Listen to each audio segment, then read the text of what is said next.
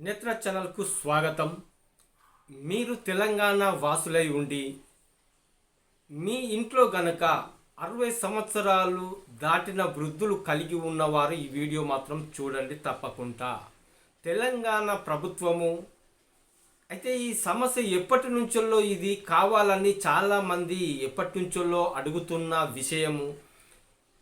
ముదుసలి వారికి అంటే సీనియర్ సిటిజన్స్కి ఉచిత బస్సు ప్రయాణం కల్పించబోతున్నట్టుగా తెలంగాణ గవర్నమెంటు ఒక నిర్ణయానికి రాబోతున్నట్టుగా తెలుస్తుంది.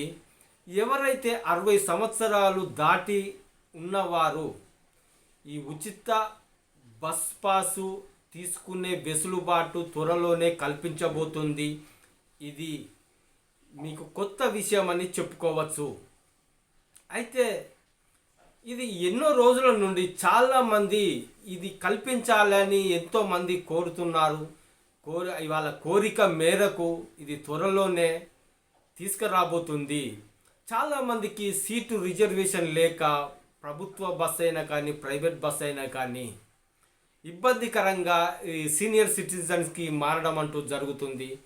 దీనికి వెసులుబాటు కల్పిస్తూ ఒక కొత్త విధానాన్ని బస్ ప్రయాణంలో తీసుకురాబోతున్నట్టుగా తెలంగాణ గవర్నమెంటు ఒక నిర్ణయం తీసుకోబోతున్నట్టుగా తెలుస్తుంది.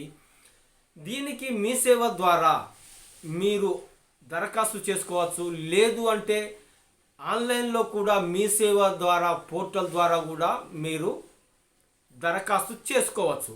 మీరు మీ ఇంట్లో కనుక 60 సంవత్సరాలు దాటిన వ్యక్తులు కానీ చిల్డ్రన్స్ కానీ ఉచిత బస్సు ప్రయాణానికి అర్హులవుతారని తెలంగాణ గవర్నమెంట్ త్వరలోనే చెప్పబోతుంది.